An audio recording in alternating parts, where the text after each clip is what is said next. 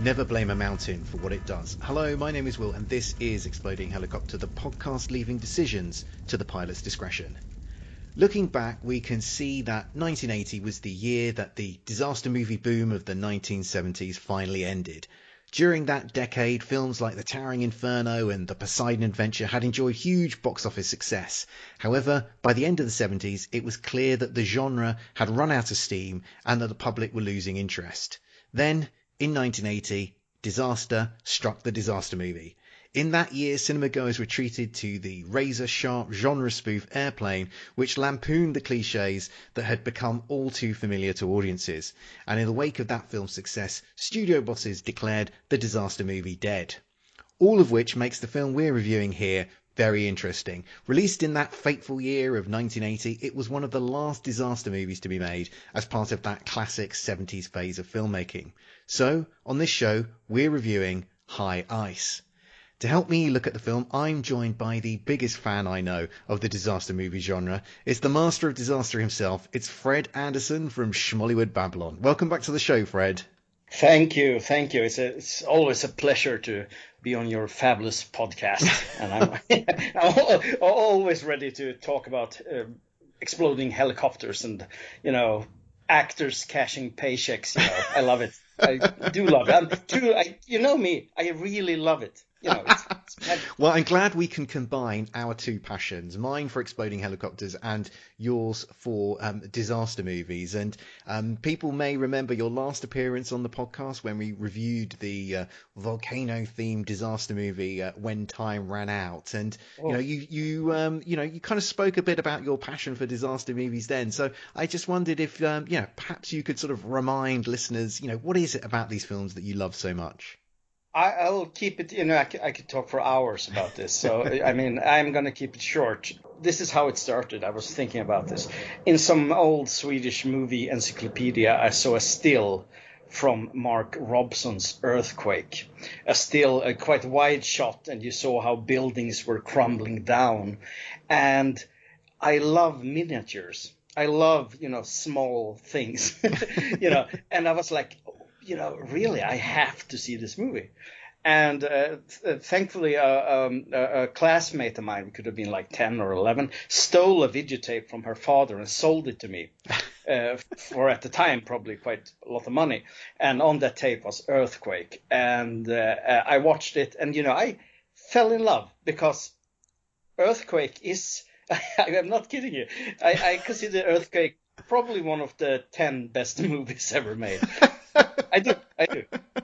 It's a masterpiece, And but there's a lot with especially in the old movies where you see the miniature work, you see the attention to detail. Not always, but there's something with it, and I remember when I got my first Lego set, and it was an airport, and the only thing I did was crashing the airplane into the airport, because it's like a miniature. You can create your own disaster.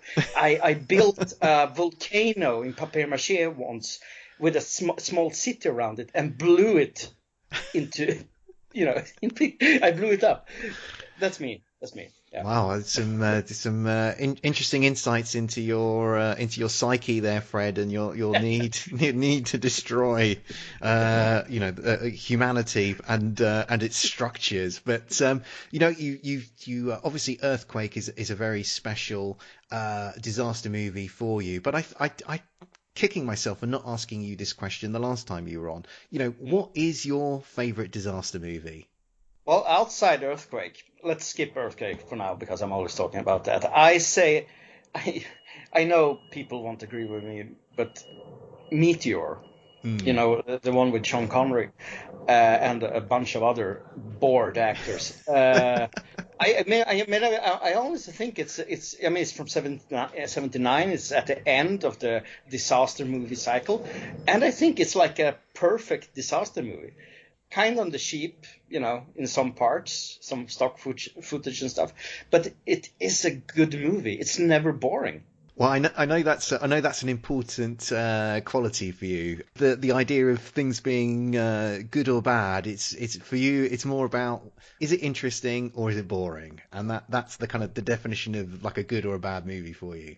Yeah, absolutely, absolutely. I mean, if it entertains me, it's perfectly fine, you know. And I've said that about a lot of movies that people usually don't consider to be masterpieces or good movies or great movies. But you know, I just don't want to be bored.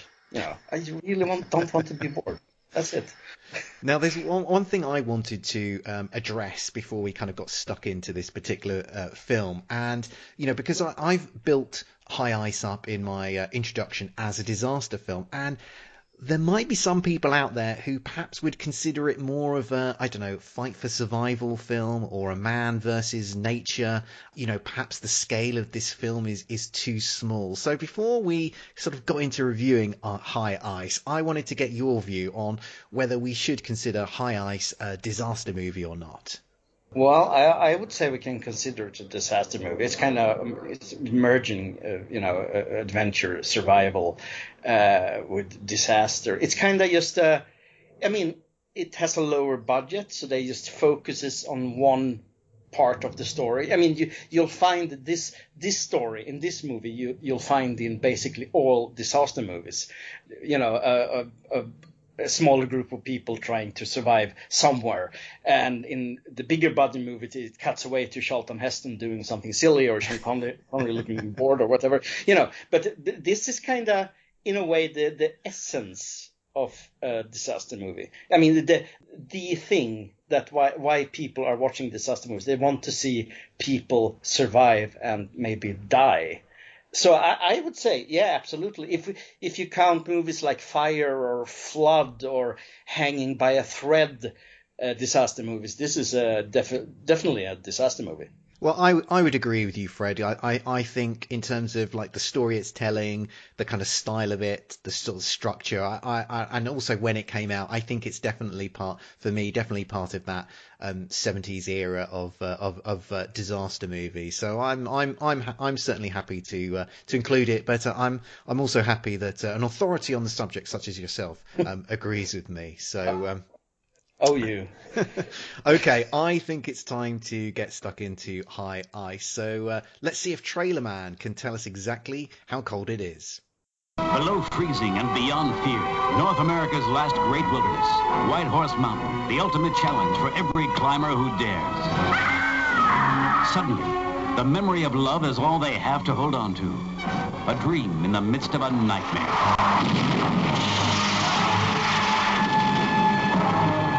High Ice, the towering adventure filmed on a killer mountain. Avalanche! Run! Run back to the snow cave! Run! Run! Run!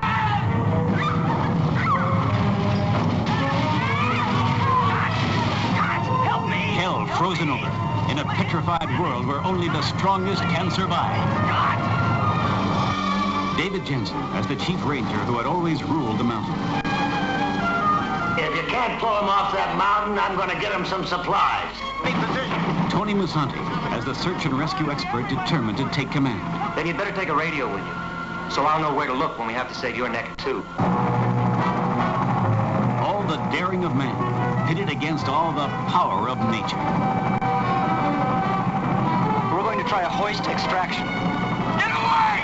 Get away! Get away! Go back. He's lost his mind. Get away! Get away! How long do you think you'd last up there without the proper equipment? I'm not a damned fool. What the hell does that mean? Tell her to jump! Jump! Jump! Jump to my head!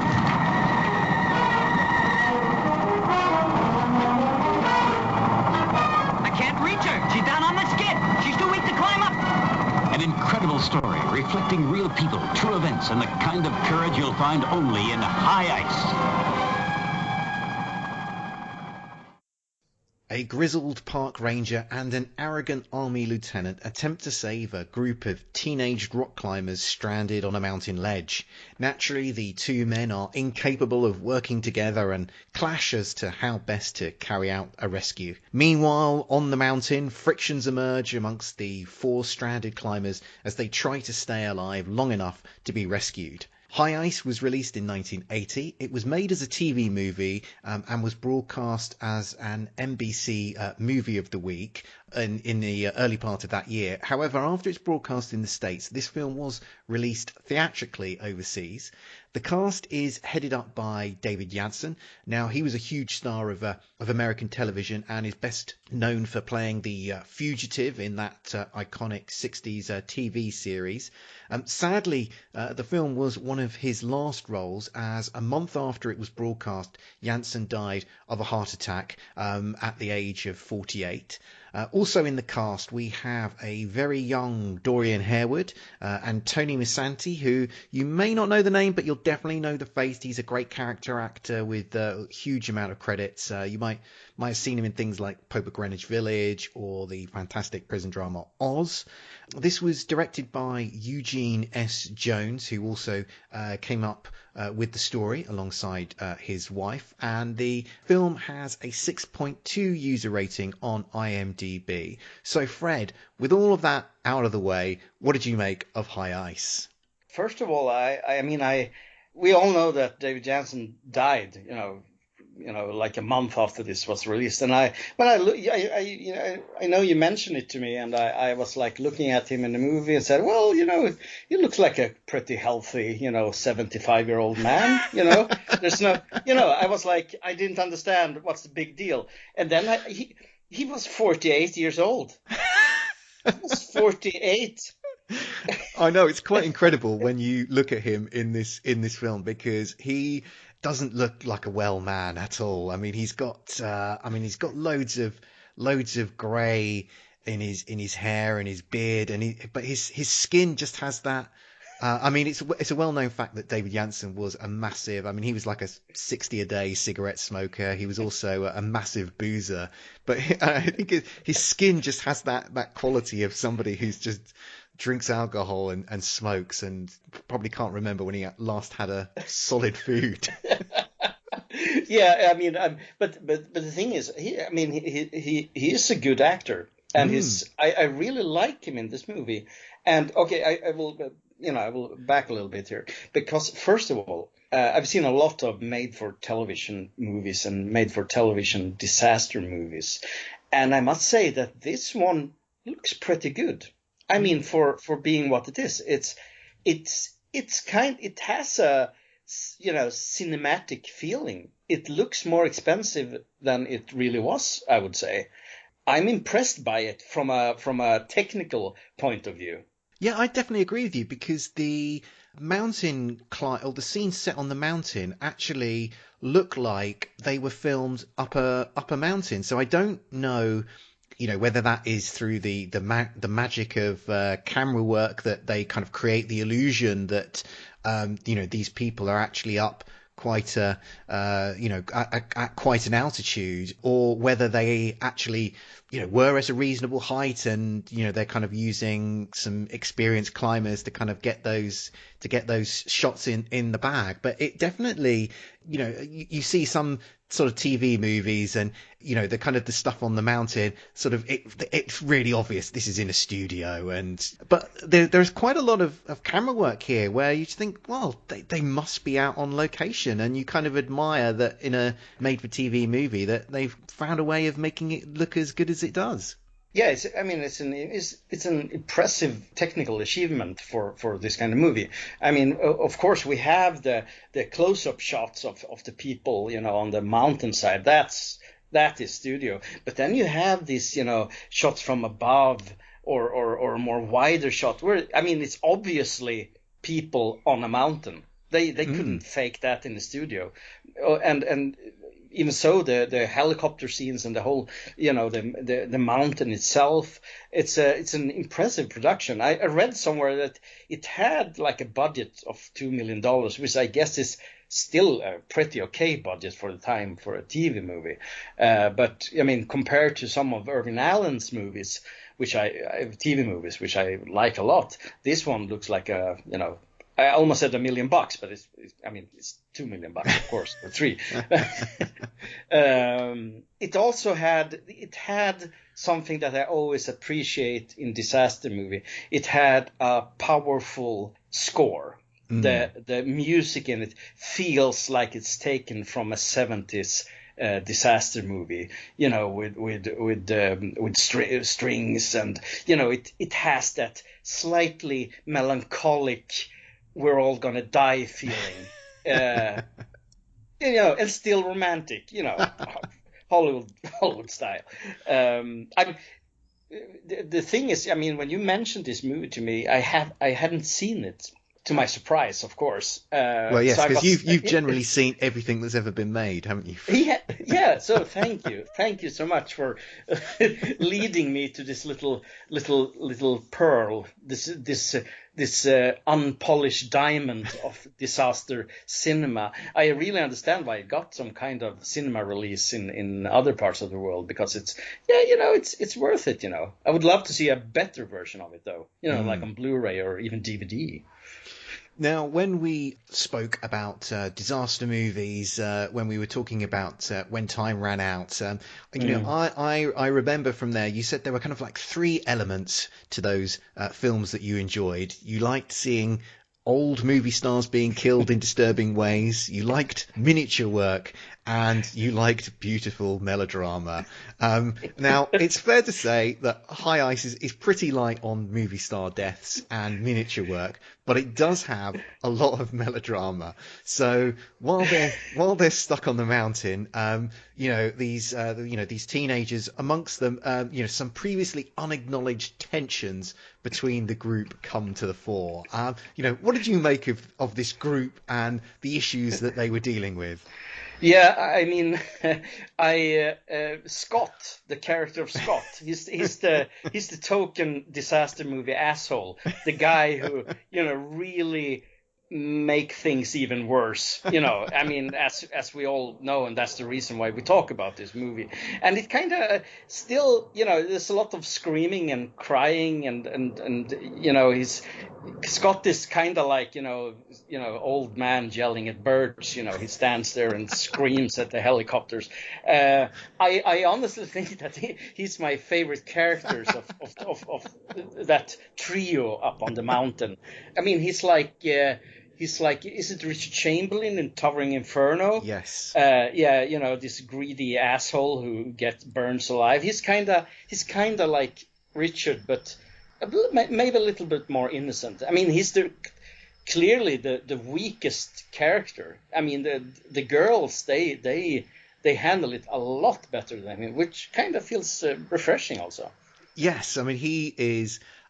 I couldn't put it better than yourself. He is the asshole of this movie. He's this quite cocky, arrogant character. He's also a massive bully as well.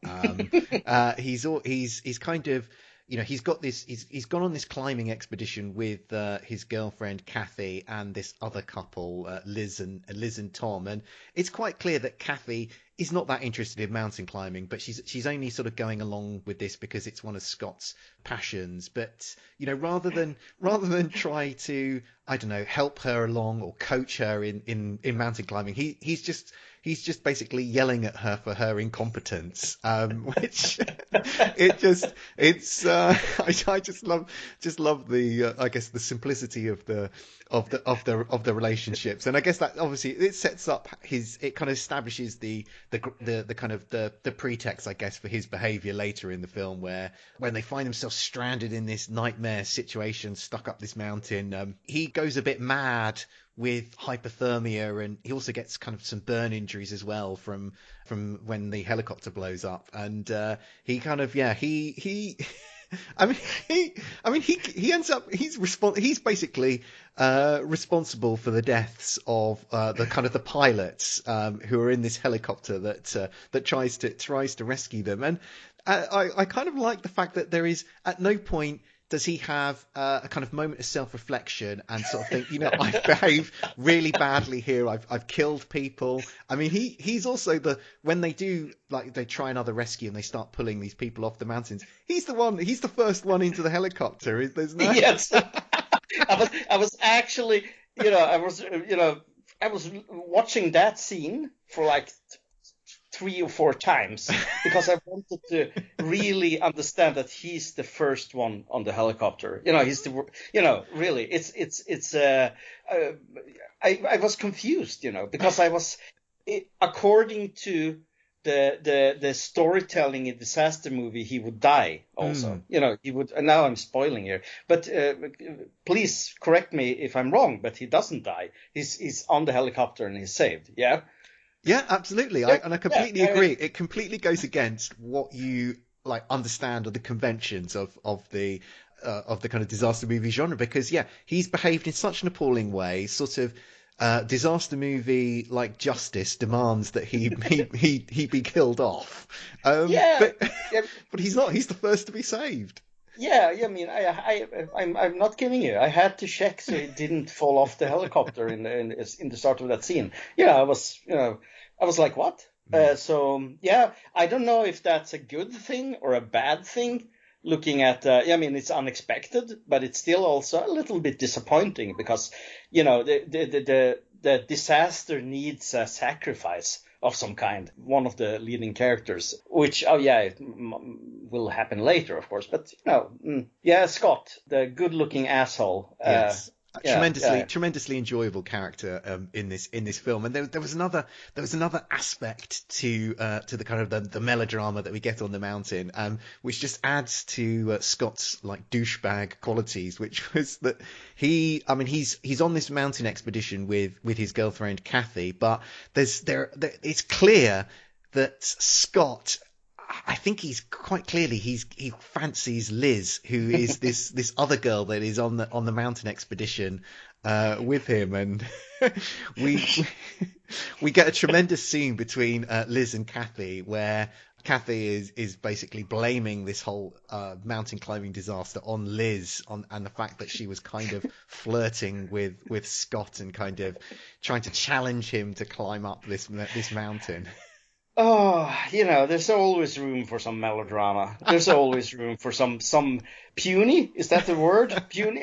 Something small and silly that they will probably, these were probably best friends. Now they, everything is destroyed. This trio of young friends will be unhappy basically for the rest of the 80s if they don't die of some cocaine overdose or something. I don't know what they did in the 80s, but Well, we had all of that melodrama taking place on the mountain, but we also get some more of it off the mountain. So we have David Janssen as this veteran mountain ranger who's been involved in countless rescue missions, and he's clashing with Tony Musante's sort of inexperienced, by the book army captain who's in charge of the rescue, and he isn't keen on taking advice from a civilian like David Janssen. What did you make of that side of the melodrama equation? Well, I this is one of the more interesting things with it, because in a way it kind of seems like Musante, a great actor, by the way. I love him in Bird with Crystal Plumage, the Dario Argento movie.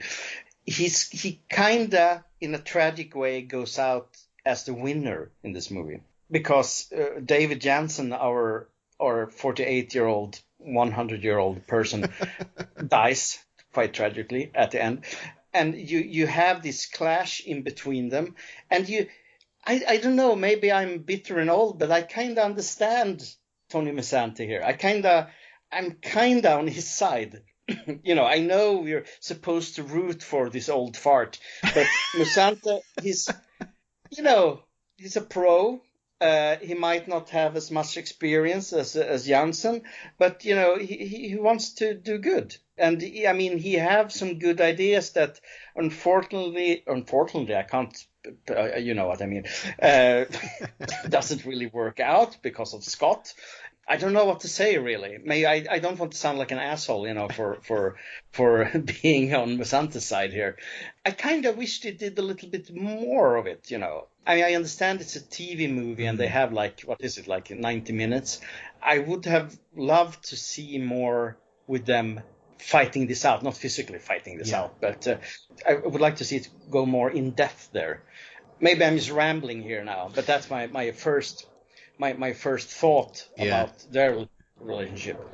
Yeah, I'm kind of inclined to agree with you, because if I mean, one of the reasons that the first rescue mission goes completely wrong and the rescue helicopter ends up blowing up is because the pilots they're not obeying Tony Musante. So, that tragedy, obviously Scott plays a big hand in making it happen, but part of that tragedy is, as you say, Tony Musante was right. If they had followed his instructions, that disaster would never have happened. Yeah, absolutely. But I know. But we're supposed to root for Janssen. I understand that, But if I can skip to another character, which is also a archetype, you would say almost a Jungian archetype in disaster movie, is the little annoying boy. Here's the grandchild of Janssen. I really would like to, bring that character up a little bit because he have this annoying nose. All American boys at the time had this little nose that goes slightly upward like a little pig, and he have this blonde, almost reddish hair. And okay, he doesn't do much, but he's around. People will adore him, the viewers of the movie. But I'm even if he's not, I mean, I would almost expect him to be in some kind of danger during the movie, but he's not really. He's kind of on the side. But I appreciate that this kind of character is there to just annoy me, because that's part of the fun with disaster movies. You must agree with me. There's always an annoying boy and sometimes an annoying girl in this movie. Oh yeah. There's always an annoying child who will risk any number of people's safety by doing something really, really stupid in what's clearly an emergency situation where you should just be obeying adults. Like in The Swarm. Yes. Remember those kids there who go and, and provokes the bees? Yeah. There you go, and bring about disaster for that poor family. So they are a staple. But actually, that's an interesting. Janssen's grandson is interesting because we also meet David Janssen's daughter in this film, and that's a kind of element of melodrama that doesn't really go anywhere in the film. So we meet Janssen, who's his daughter is a divorcee. She's living in his home with her young son, and at the beginning of the film, she announces that she's going to be moving away. She's got a job, and she wants to sort of like pick up her life again after her divorce and separation. And Janssen's wife is dead, so he's just going to be in this house all alone, and it sort of sets something up there which doesn't actually go anywhere in the film, which, I mean, perhaps there are reasons for it later on in the sense of, as we've already said, David Janssen gets killed off. So, what does it matter if she moves away or not? But it's like they hadn't really kind of thought through that idea properly in the script. Yeah, I totally agree, because it's definitely a setup for something larger, something bigger. It's almost like something. They rewrote the script towards the end or something, before but I have no idea how they would get her up and the kid up on the mountain, to end up in danger. I have no idea about that, but it feels like something is missing there, because she just wanders around looking kind of worried. And the boy with his nose is doing the same thing. And, and then Janssen dies. And I have a theory about his death, by the way, but we can go to that later.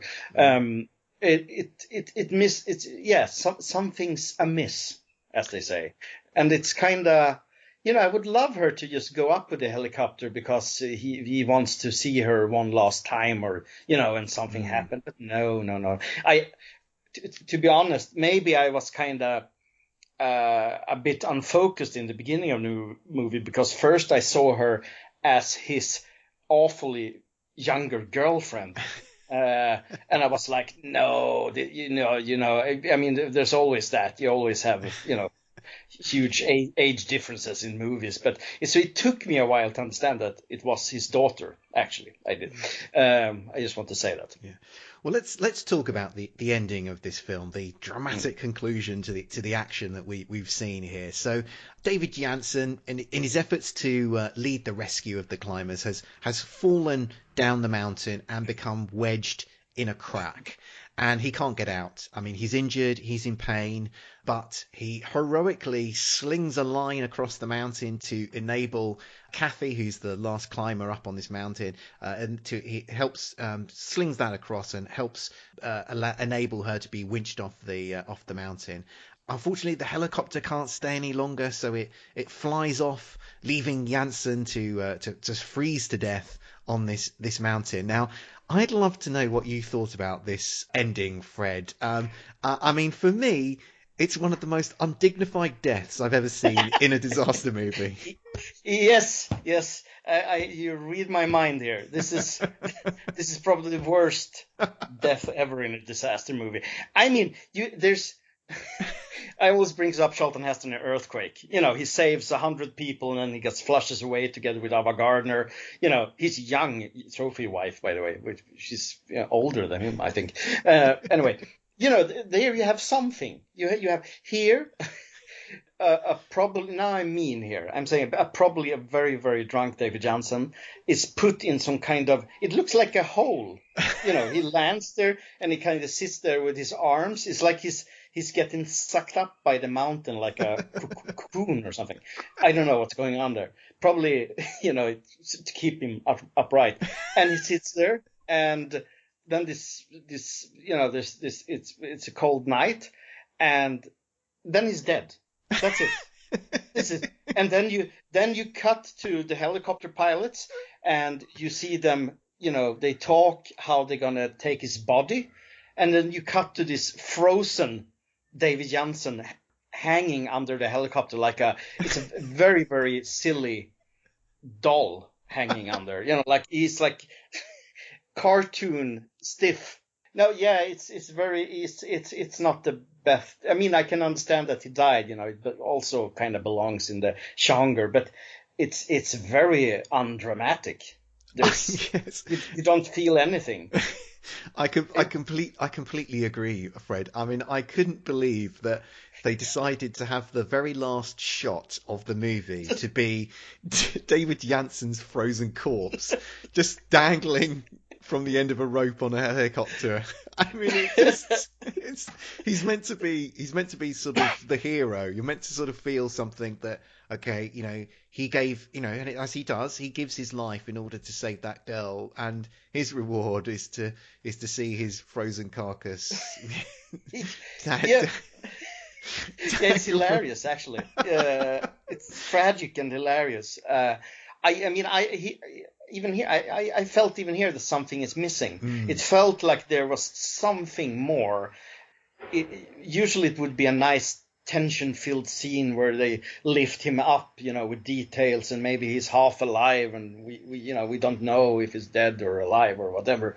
But everything like that is kind of rushed over. You know, you don't see anything, you don't feel anything, there's nothing. And I wonder if Janssen was too drunk or too ill towards the end, so they just kind of they solved the whole finale like this, just to, okay, let's not bring him to set today. Let's him sleep it over in the motorhome or something. Yeah, in the trailer. Yeah. I mean, we all love David Janssen, but obviously it was a fact he wasn't really super healthy. You know, I think there's possibly a grain of truth to that, Fred, because it is such a peculiarly staged ending that you wonder if something went on behind the scenes that meant that they just thought, you know what, we can cut something together out of what we've already filmed. Yes, but to be fair, he didn't seem that drunk. I mean, in the scenes he shot.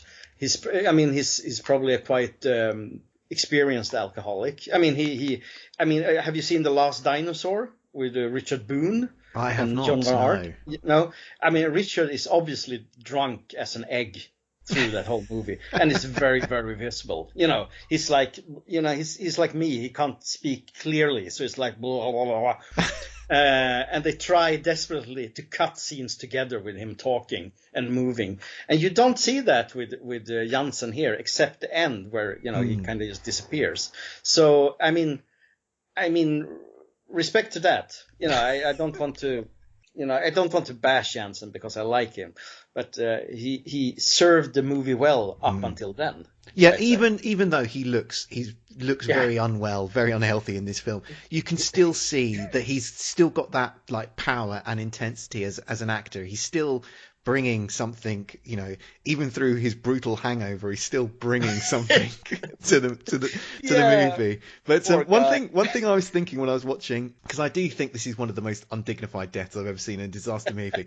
I don't know how well you remember the Towering Inferno, because it brought to mind, Jennifer Jones' death in that movie. So Jennifer Jones, big star in the 40s and 50s. Retired from acting in the mid-50s, and The Towering Inferno was like the first film she'd done in like 20 years. And she basically, in that film, she falls out of a lift to that's on the outside of the skyscraper. And again, she just falls out the lift, and like no one reacts to that moment. She's dead now. We've got too much else to do. We've got to crack on with the plot. Yeah, out with her. Just get rid of her. Yeah, I mean, there's a couple of those. Makes me think about. I think it's like Richard Chamberlain in The Swarm, where he gets attacked by bees and he waves around and he falls towards some kind of what do you say in English? Some kind of console, and everything blows up. That's a good one also. And you have those poor bastards inside the elevator in Earthquake. It's a quite dramatic scene, but then you have the blood splash, the animated blood splash towards the end of it, which kind of brings it down a notch when it comes to dignified deaths. Yeah. Okay, I think we're going to take a quick break, and when we come back, we're going to be talking about the exploding helicopter action.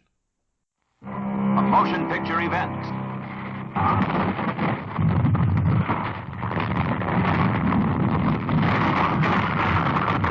Earthquake in Sense-Around. Your most startling motion picture experience. Earthquake. You feel it as well as see it in Sense-Around. You will experience every sensation, feel every realistic effect of an actual earthquake.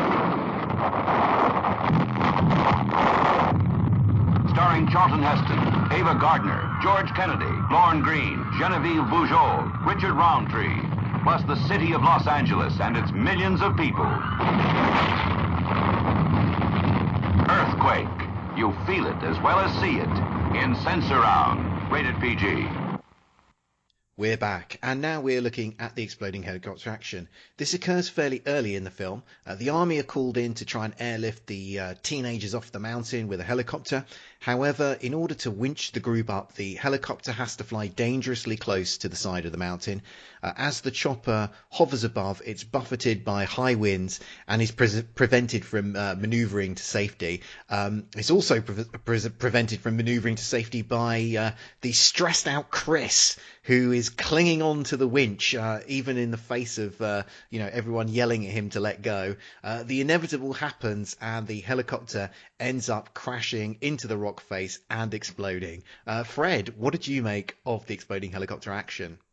This is a scene I like a lot, actually. I like the intensity of Scott. He's climbing onto this, what is it, like a ladder or rope or something, and he's screaming and yelling, and it is a very effective scene, I think, even with some overacting from the actor's side. And it also have a refreshing angle, because, correct me if I'm wrong here, the helicopter crashes above them. Which makes things fall down, which, something you see very rarely in movies, that you have parts of you're under a helicopter that explodes and crashes. Do you agree with me there? But because I see that very, very seldom.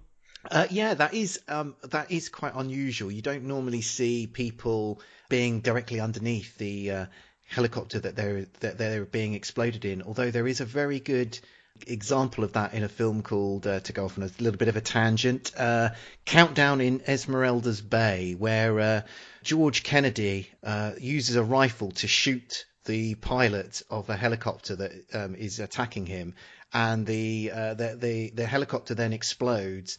And then George Kennedy is instantly killed by some of the wreckage that falls on top of him. And It's a fantastic scene. So yeah, there are a couple of examples of it, but it's surprisingly unusual. Yeah, and it's what I also appreciate here, that there is some pretty good, what I understand, pretty good miniature work being used here with the helicopters. The version I saw of the movie was a bit blurry. It was some VHS rip. But it looked good. I think it looked like I'm not going to say it looked realistic, but it looked good. Yeah, I was actually really impressed by the exploding helicopter in this film, because I think it's actually much better than I was probably expecting when as I was watching the film. So as you say, it's a really well staged scene. Really enjoy the way Scott is freaking out, and you kind of feel the tension of are they gonna be able to get out of this situation before disaster strikes? But then the execution of the exploding helicopter is fantastic. The kind of the shots that they have of the flaming fuselage kind of dropping down the side of the mountains are really good. I mean, the fuselage is like a absolute furnace of flames, and there's a really they're kind of, I don't know quite how they staged that, but it's really really well done as you see it drop quite a considerable distance. Fantastic scene. You're a poet. I need to say that. I've never heard anyone talk with so much poetry and passion in their voice about burning helicopters and helicopter parts. I'm serious. It's like listen to I don't know. It sounds great. I want to give you that credit. Can you say so? I don't know. Now I'm just rambling because I'm so impressed when you're talking about helicopter explosions. It is a very impressive sequence. It is. It's ambitious. It feels like they actually spent some time doing the special effects works in this movie,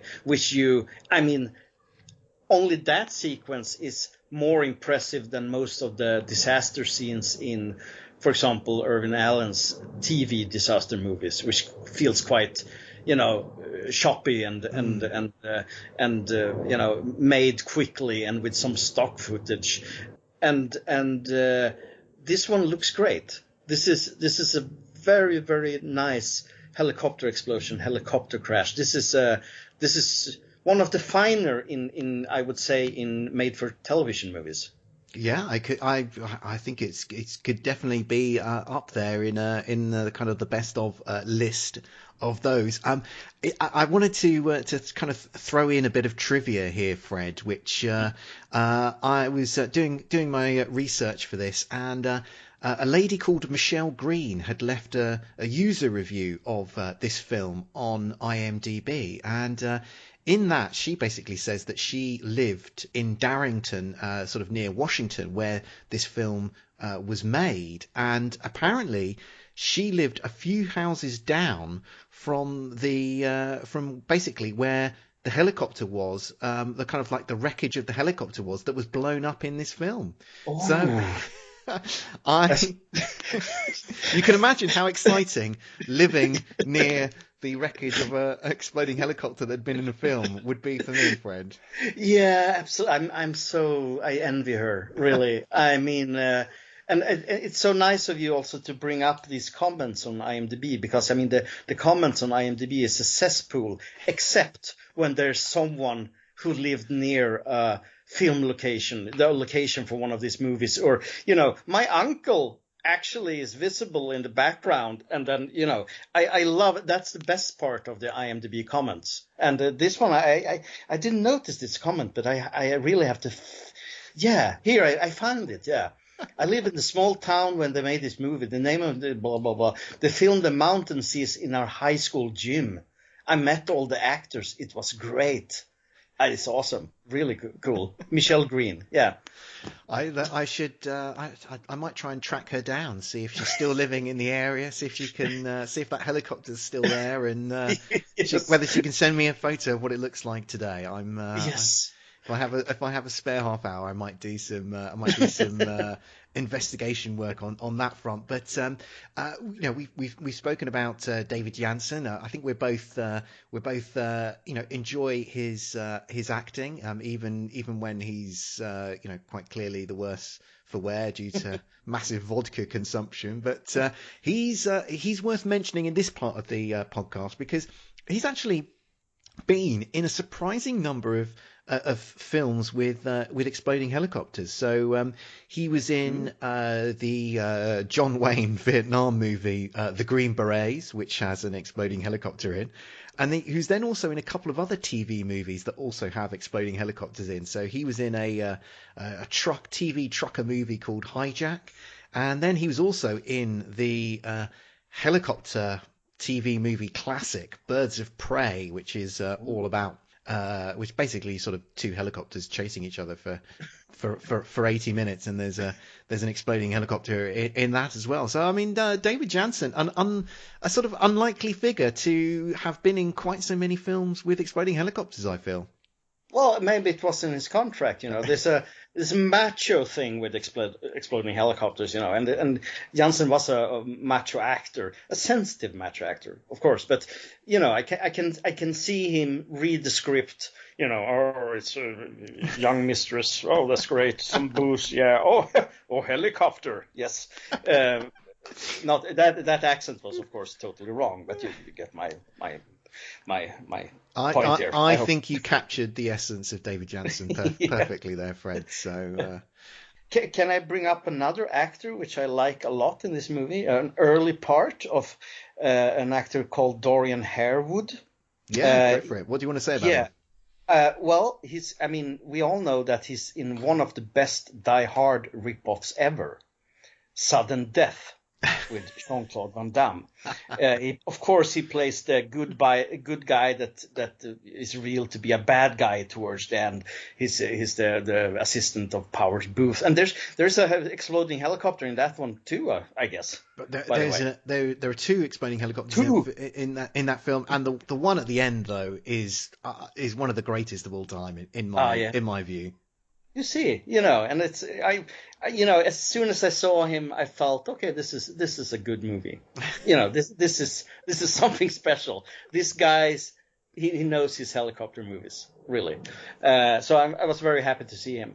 And the girl who played Liz, Gretchen Corbett. I've never heard about her before, so I won't pretend that. She was also in the Nicolas Cage movie Pig quite recently, which is one of the finer Nicolas Cage movies out there. So I was, I have a soft spot for veteran actors and actresses who get some kind of second career, in later years doing quality work. So super happy to see her also. Okay, I think that just about wraps things up for this show. Fred, thank you so much for joining me once again. Would you like to take a moment to tell people where they can find you online and to plug any of the stuff that you're up to? Well, yeah, absolutely. You can find me on Twitter as at Homo Satanis. I'm usually in a quite good mood nowadays, so you can follow me there, and I follow back if you're nice. On Instagram, you can follow me on Schmollywood Babylon, where I post mostly, basically only the movies I watch, and my huge collection of Blu-rays and DVDs. I would say that's the best way to get to know me. That's about it. I have a Swedish podcast actually, Märklighetsfaktorn, which is it's about high strangeness and the paranormal, but it's in Swedish, so most of you won't even understand what I'm saying there. So that's it, I guess. Thanks a lot, Fred. As always, don't forget to check out the Exploding Helicopter website, where you can find reviews, facts and stats about films where helicopters explode. If you can help spread the word about what we do by rating, reviewing or retweeting, then we'd be very grateful. We'll be back soon, but until then, keep watching the skies for those exploding helicopters.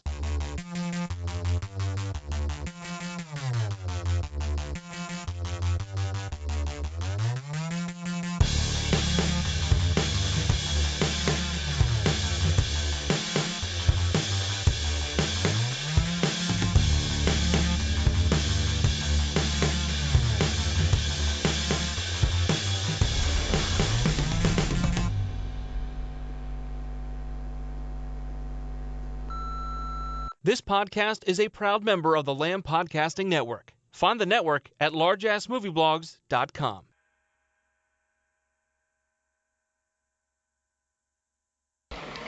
Rescue 3, this is 1. Got a weather update. Put McDonald on. Rescue 3, stand by. Go ahead. Come on, Captain. McDonald, you're going to have heavier winds than were predicted up on the plateau, and there's a new system moving in. Do you still want to go on? You drop us off, we'll get the job done. Hawkins, if it gets too rough up there, I want you to wave off. Say again. Wave off, understand? Over. Yes, sir. I understand it as pilot discretion, sir.